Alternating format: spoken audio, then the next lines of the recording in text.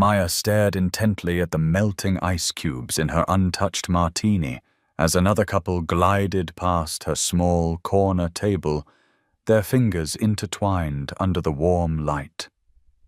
The Friday night crowd at the lighthouse seemed to move in pairs, making her feel like a single puzzle piece that didn't belong anywhere. From across the room, she noticed him. A man sitting alone at a larger table, occasionally glancing her way with the same expression she'd worn all evening. Their eyes met briefly, and something unspoken was conveyed between them. He stood up, walked over, and did something that surprised them both. "Would you like to come to my table for a drink?" His voice was gentle, almost hesitant. "It seems silly for two people to sit alone when we could sit together, don't you think, lonely girl?"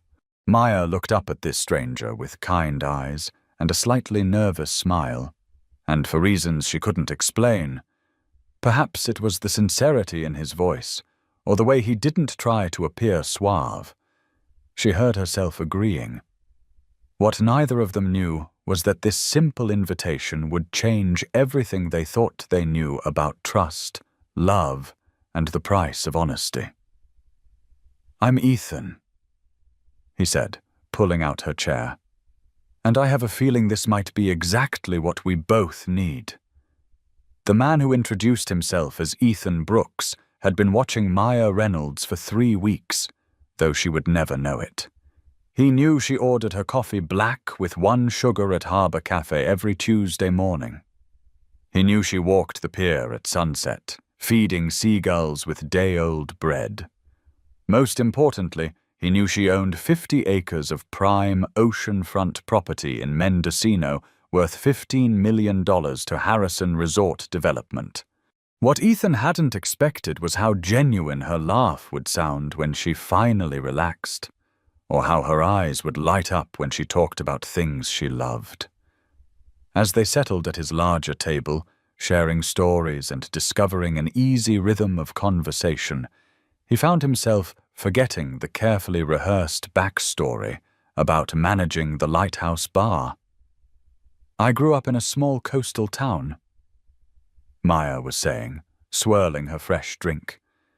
"My parents ran an inn there until they passed away 2 years ago. Sometimes I think about selling the property and starting fresh somewhere new. But—" She trailed off, her expression growing distant. This was exactly the opening Ethan had been trained to recognize. Emotional vulnerability around property decisions.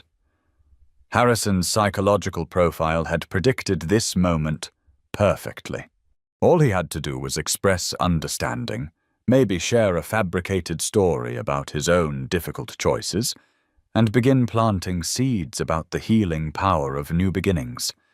Instead, he heard himself saying, "Some decisions are too important to rush. Maybe you'll know when the time is right." Maya looked at him with surprise.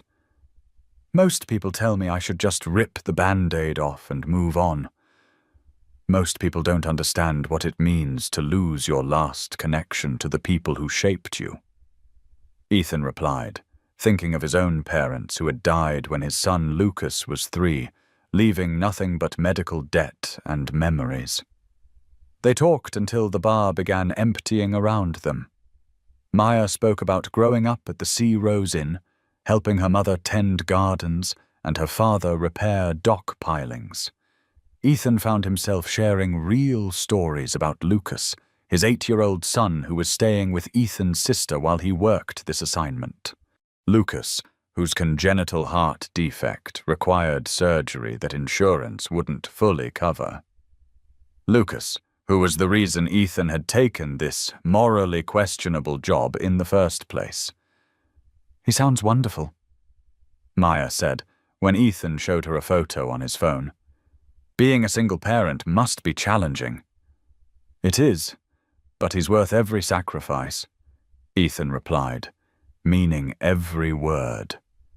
The weight of that truth, and the knowledge that he was lying about everything else, settled in his chest like a stone. When the evening ended, they exchanged numbers with the tentative hope of people who had found an unexpected connection. Maya's smile as she said goodnight was radiant, transforming her entire face. Ethan watched her disappear into the San Francisco fog and felt the first stirrings of guilt that would only grow stronger in the weeks to come. The next morning brought a text that made everything more complicated. "Thank you for last night. I haven't felt that connected to someone in ages. Would you like to have dinner this week? I know a wonderful place in Mendocino if you don't mind the drive." Ethan stared at his phone, conflicted. This was perfect from a professional standpoint. Maya was inviting him to see the property, giving him access to evaluate the land and build the emotional connection Harrison needed. He should have been celebrating this development. Instead, he felt sick to his stomach.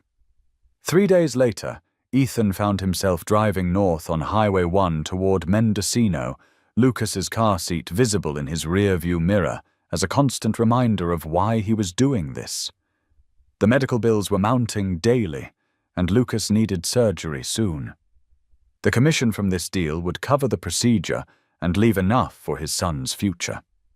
But with each mile taking him closer to Maya and deeper into deception, Ethan couldn't shake the feeling that he was crossing a line he might never be able to uncross.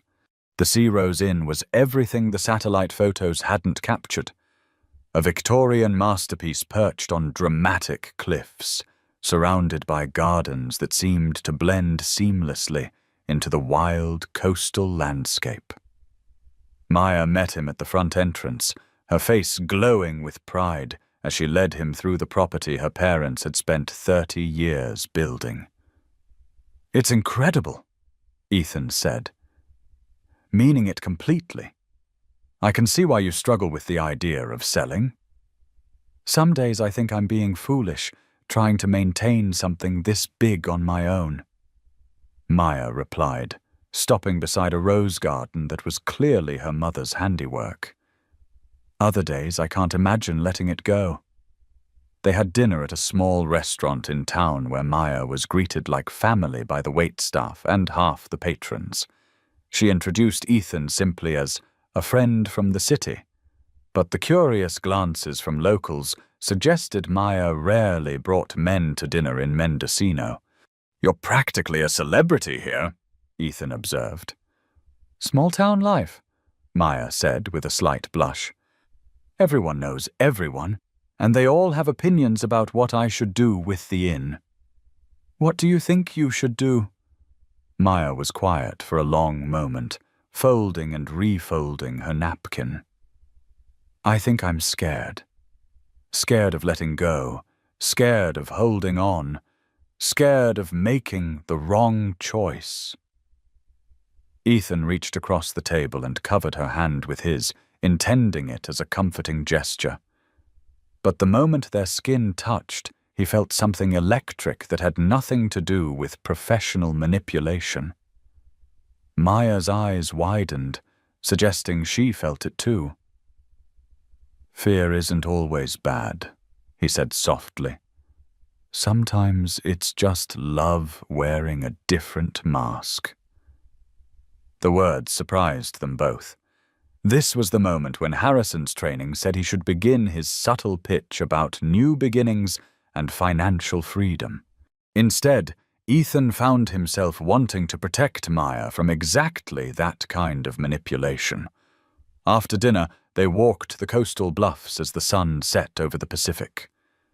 Maya talked about her childhood on the property, learning bird identification from her father and gardening techniques from her mother. She mentioned her sister Riley, who lived in Seattle, and worried that Maya was using the inn to avoid building a real life. "Riley thinks I'm stuck in the past," Maya said, her voice carried by the ocean breeze. "Maybe she's right.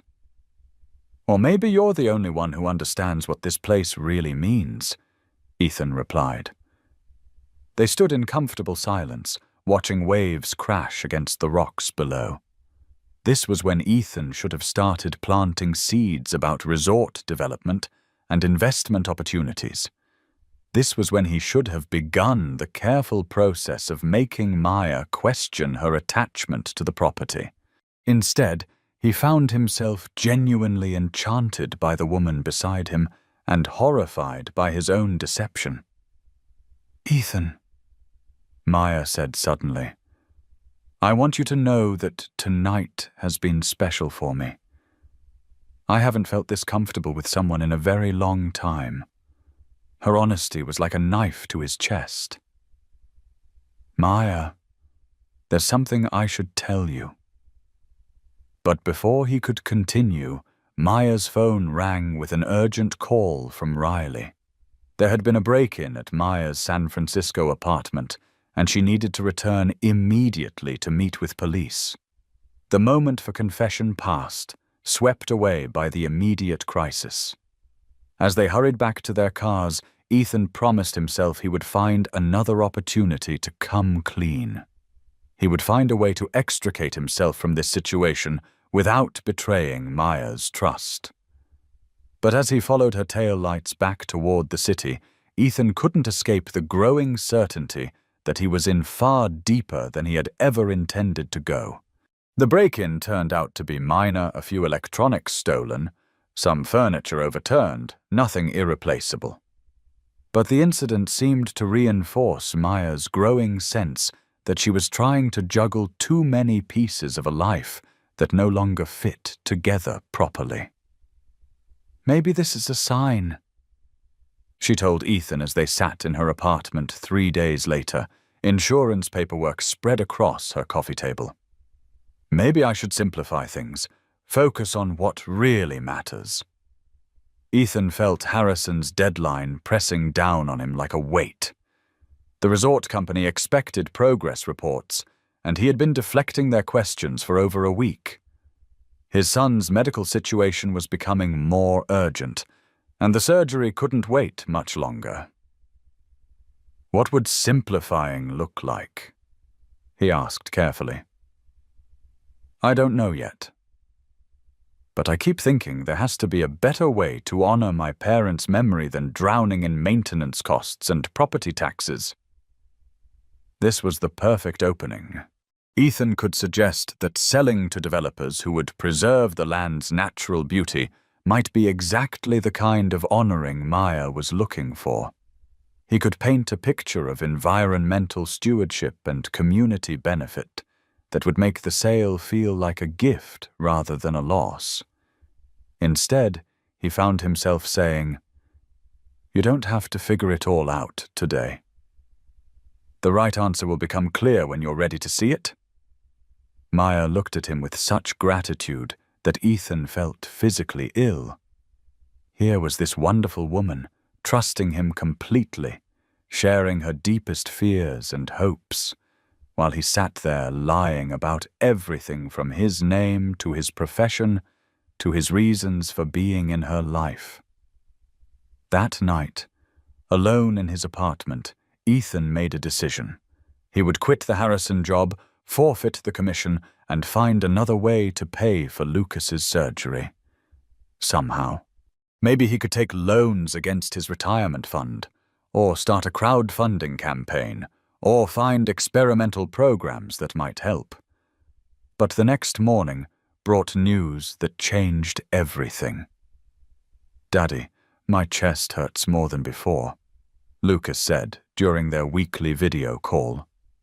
His son looked pale and tired, and Ethan's sister Kate appeared in the background with worry written across her face. After Lucas said goodbye, Kate took the phone. "Ethan, we need to talk. The cardiologist wants to move up the surgery timeline. Lucas's condition is deteriorating faster than they expected." Ethan's world tilted. "How much faster?" "They want to schedule the surgery for next month. We need to have the payment arranged within 2 weeks to secure the surgical date." 2 weeks. Ethan closed his eyes and felt the walls closing in around him. He could walk away from Maya and lose the commission, but then Lucas might not get the surgery in time. He could continue the deception and secure his son's future, but destroy any chance of a relationship with the woman he was falling in love with.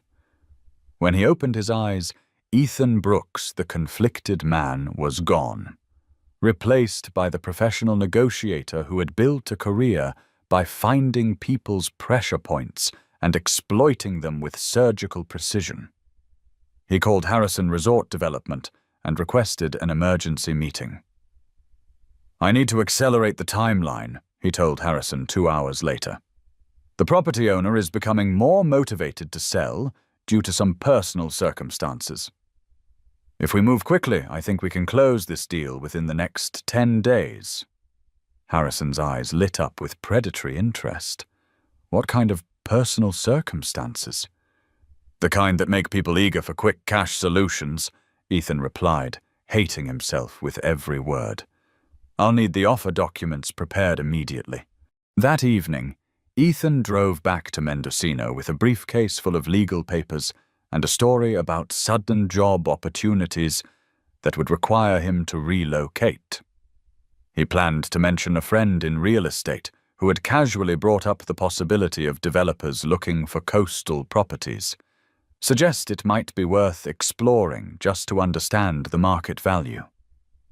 When he arrived at the Sea Woods, he found Maya sitting on the front porch with a letter in her hands and tears streaming down her face. "Maya, what's wrong?" He was beside her instantly, his planned manipulation forgotten. "I got a notice from the county," she said, her voice barely above a whisper. "Apparently there's been a reassessment of the property taxes based on current coastal land values. They're saying I owe an additional $60,000 in back taxes, and if I don't pay within 30 days, they'll begin foreclosure proceedings." Ethan's blood ran cold. The financial pressure he had told Harrison about was real and immediate. Maya was exactly the kind of motivated seller that made deals happen quickly. $60,000. Maya continued, staring at the letter. "I don't have $60,000 lying around. The inn barely breaks, even as it is." This was perfect. Too perfect.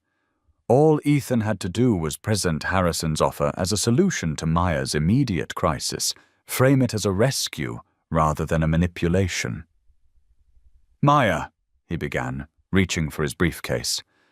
"I don't know what I'm going to do," she continued, not noticing his movement. "Riley keeps telling me this is the universe's way of forcing me to let go. But I can't bear the thought of losing this place because I wasn't smart enough to manage the finances properly." She was crying harder now, her shoulders shaking. Ethan abandoned his briefcase and pulled her into his arms, feeling her pain as if it were his own. "We'll figure something out," he whispered. "There has to be a solution." "There is one solution," Maya said, pulling back to look at him with red-rimmed eyes. "I could sell the property, not to some faceless corporation that would tear everything down, but to someone who would understand what this place means." She was looking at him with such hope, such trust, that Ethan felt his heart breaking in real time. "What if we bought it together?" Maya continued, the idea clearly forming as she spoke. "As partners. You could bring business expertise, and I could contribute the property. We could turn the Sea Rose into something sustainable while preserving what my parents built." Ethan stared at her, speechless. Maya was offering him a future together, a chance to build something meaningful. All he had to do was abandon his son's medical care and watch Lucas suffer for his father's conscience. "I need some time to think about it," he managed to say. "Of course," Maya replied, wiping her eyes. "It's a big decision. But Ethan, I really think we could make this work together." That night, Ethan sat in his hotel room staring at 2 sets of documents. Maya's hastily drawn partnership proposal, full of optimistic projections and plans for sustainable tourism. Harrison's purchase offer, which would solve both their immediate problems, but destroy any chance of a future together. His phone buzzed with a text from Kate. Surgery moved to next Friday. Hospital needs payment confirmation by Wednesday morning. Wednesday was 4 days away. 4 days to choose between his son's life and the woman he loved. At 3 in the morning, Ethan's phone rang. It was Maya, and she sounded shaken. "I'm so sorry to call so late, but I couldn't sleep, and I've been thinking about everything, and I realized something important." "What's that?" "I realized that I've been making this decision based on fear instead of hope. Fear of change, fear of loss, fear of making mistakes. But you've taught me something these past few weeks." Ethan's chest tightened. "What have I taught you?" "That some risks are worth taking. That letting people in, even when it's scary, can lead to something beautiful." Maya's voice grew stronger as she spoke. "Ethan, I want to take the risk. On the partnership, on us, on building something new together." "Maya, I know it sounds crazy, but I have such a good feeling about this, about us. I've never felt this connected to someone, never felt like someone understood me the way you do." Every word was a knife twisting in Ethan's chest. "Maya, there's something I need to tell you." "What is it?" Ethan looked at the Harrison document spread across his bed, then at the photo of Lucas on his nightstand. His son, who was counting on him. His son, who might not survive if Ethan chose love over duty. "Never mind," he said finally. "We can talk about it tomorrow." But tomorrow brought a call that shattered what was left of Ethan's resolve. "Dad?" Lucas's voice was weak and scared. "They want to do the surgery this week instead of next week. The doctors say my heart is getting worse faster than they thought." Kate came on the line, panic evident in her voice. "Ethan, we need the payment by tomorrow morning, or they'll have to bump Lucas to the emergency surgery list. That could mean waiting weeks for an opening, and the cardiologist doesn't think he can wait that long." The room spun around Ethan. Tomorrow morning meant he had less than 24 hours to close a deal that typically took weeks to negotiate. "I'll handle it," he told Kate, though he had no idea how. "Daddy?" Lucas's voice came back on the line. "Are you going to make me better?" "Yes, buddy," Ethan said, his voice breaking. "Daddy's going to make you better."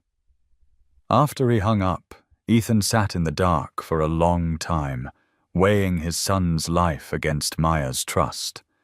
When the sun came up, his decision was made. He called Harrison Resort Development at exactly 9 a.m. "I need emergency authorization to present an offer today," he told Harrison.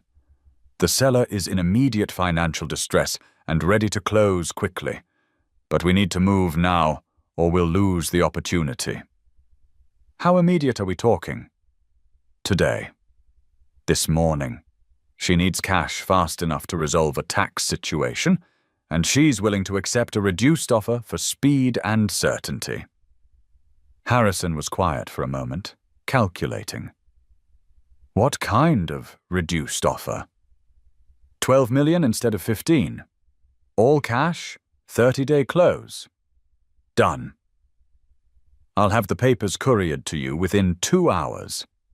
Ethan hung up and immediately called Maya. "Can you meet me at the inn this morning? I think I might have a solution to your tax problem." "Really?" "Ethan, that's wonderful. What kind of solution?" "I'll explain when I see you." "Can you be there by noon?" "Of course." "Ethan, I can't tell you how much this means to me. Having someone in my corner someone who cares enough to help. It changes everything." The words were like acid in Ethan's veins. "I'll see you soon, Maya." The drive to Mendocino felt like a funeral procession. Every mile brought Ethan closer to the moment when he would have to look Maya in the eye and destroy everything they had built together.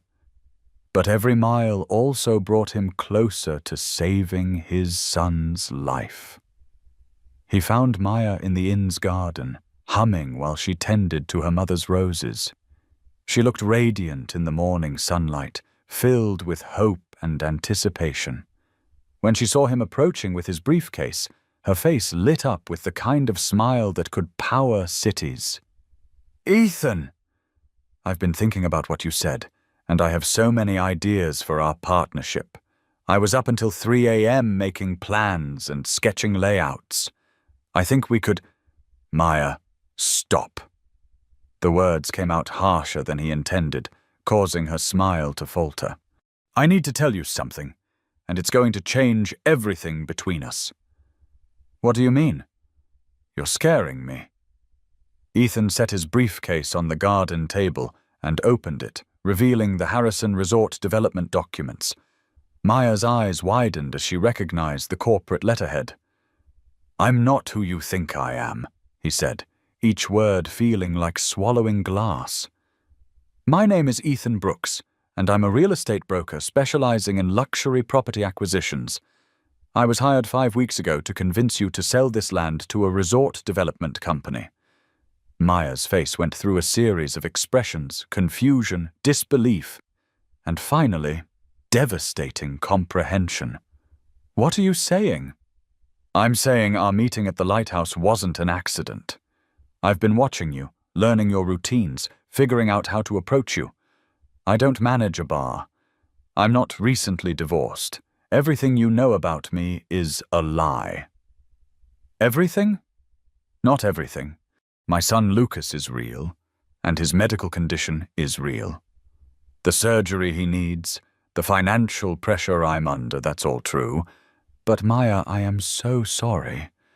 What started as a professional assignment became something I never expected." Maya took a step backward, her hand going to her throat. "You've been lying to me this entire time?" "Yes, but Maya, please understand, my feelings for you are real. What's happened between us, the connection we have, that's not fake. How am I supposed to believe anything you say?" Maya's voice was rising, shock giving way to anger. "You've been manipulating me from the moment we met. Every conversation, every shared moment, every time you held me while I cried, it was all part of some elaborate scheme." "It wasn't supposed to happen like this. I was supposed to make an offer, close a deal, and move on. But then I got to know you, and everything changed." "Changed how?" "You're still here with those papers in your hand." Ethan looked down at the documents, then back at Maya's devastated face. "My son is having heart surgery tomorrow morning. Without this commission, I can't pay for the procedure. So you decided to save your son by destroying my life." "Maya, please." "How much?" Her voice was deadly quiet now. "How much are they offering for my family's legacy?" $12 million. It's enough to pay your taxes, enough to start over anywhere you want." $12 million?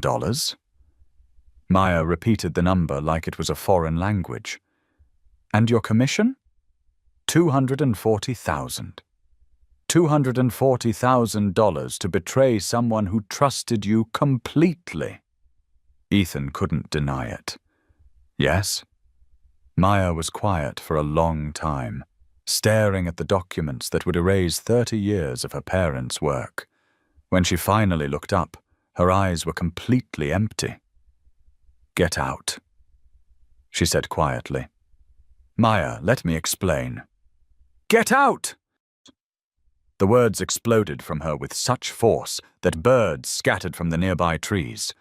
"Get off my property and don't ever come back!"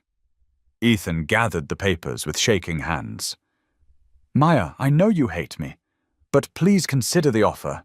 It really could be the solution to your problems. My biggest problem, Maya said with devastating clarity, was trusting you. Ethan left the documents on the garden table and walked away, leaving Maya standing alone among her mother's roses with her entire world collapsing around her. The drive back to San Francisco passed in a blur of self-recrimination and desperate phone calls to Kate about surgery preparations. Lucas was admitted to the hospital that evening, scared but brave, trusting his father to make everything right. "Did you fix the money problem, Dad?" Lucas asked as Ethan tucked him into the hospital bed. "I'm working on it, buddy. Try to get some sleep." But as Ethan sat in the uncomfortable chair beside his son's bed, watching the monitors track Lucas's struggling heart, he couldn't escape the image of Maya's face when she realized the depth of his betrayal. The next morning brought no word from Maya about the Harrison offer. Ethan's phone remained silent while Lucas was prepped for surgery, his small body dwarfed by the hospital gown and monitoring equipment. "Dad, what if something goes wrong?" Lucas asked as they wheeled him toward the operating room. "Nothing's going to go wrong," Ethan promised, though his own heart was breaking. "You're the strongest kid I know." "I love you, Dad." "I love you too, Lucas. More than anything in the world."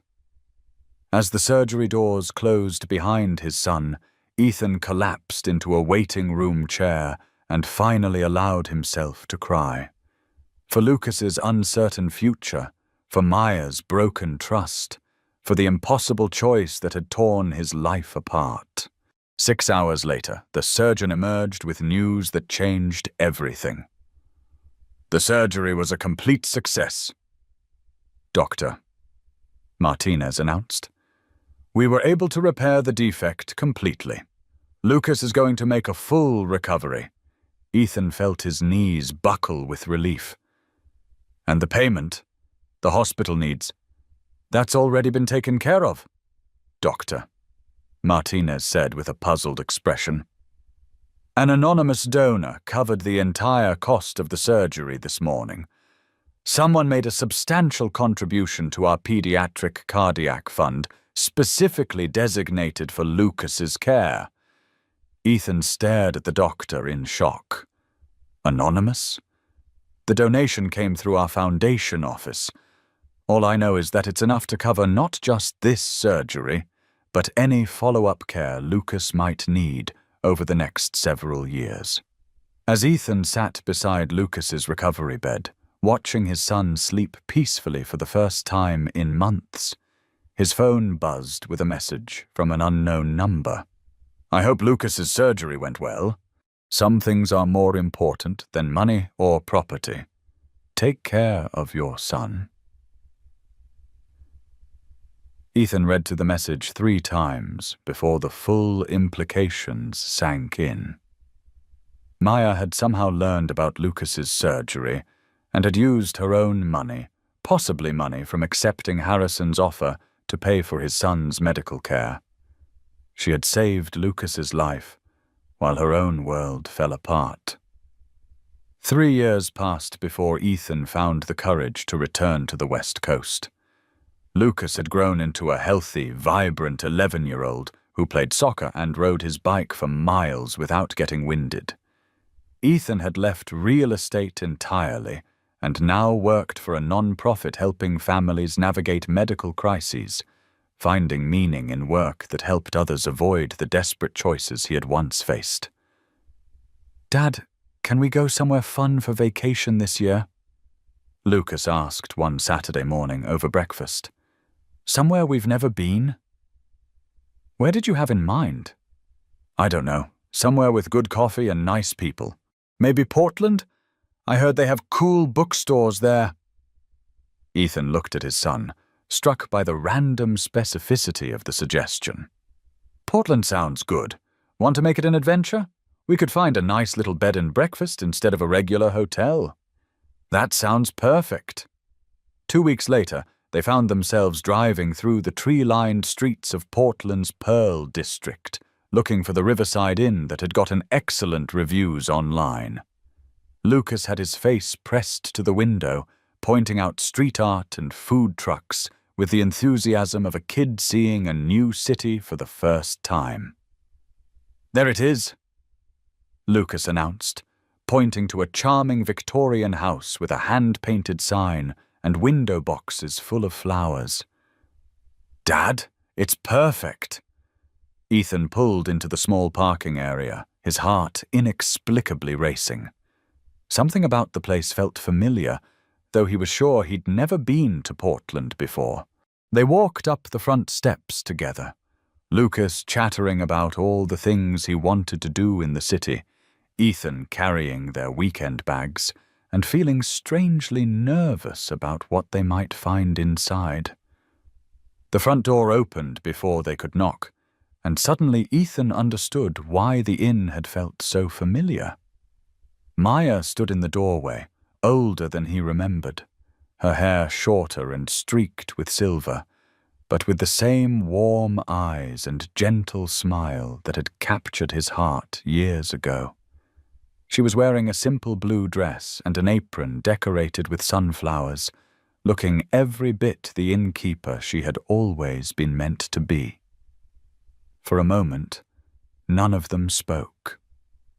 Maya's eyes moved from Ethan to Lucas, recognition dawning slowly as she took in the healthy, happy child who had grown tall and strong since she had last seen his photo. "Hello, Ethan," she said finally, her voice calm and warm. "Hello, Lucas." "Hi," Lucas said, with his usual friendly confidence. "Are you Maya?" "We're here for the weekend. This place looks amazing." Maya's smile grew wider, and she stepped aside to welcome them in. "Yes, I'm Maya." "And you're both very welcome here." As they stood in the sunlit entryway of the inn Maya had built from the ashes of her old life, surrounded by the scent of fresh flowers and the promise of new beginnings, Ethan felt something he hadn't experienced in years: hope. "Maya," he began, not sure what words could possibly bridge the gap between past hurt and present possibility. But Maya just smiled, the same radiant expression that had lit up her face that first night at the lighthouse, and gestured toward the cozy sitting room where other guests were enjoying afternoon tea. "Why don't you both settle in?" she said gently. "We can catch up later. There's a lot to talk about." Lucas looked between them, his 11-year-old intuition picking up on the undercurrents he didn't quite understand. "Do you two know each other?" Ethan and Maya looked at each other, years of pain and forgiveness passing between them in a single glance. "We used to," Maya said simply. "A long time ago." "Cool," Lucas said, with the easy acceptance of childhood. "Dad, can we explore the city after we check in?" "Maya, do you know where the best bookstores are?" As Maya began telling Lucas about Powell's books and the Saturday market, Ethan stood quietly watching the two most important people in his life discover each other. The boy who had survived because of this woman's sacrifice, and the woman who had somehow found her way to forgiveness and grace despite everything he had put her through. The afternoon sun streamed through the inn's windows, casting everything in golden light, and for the first time in 3 years, Ethan allowed himself to believe that some stories might get second chances after all.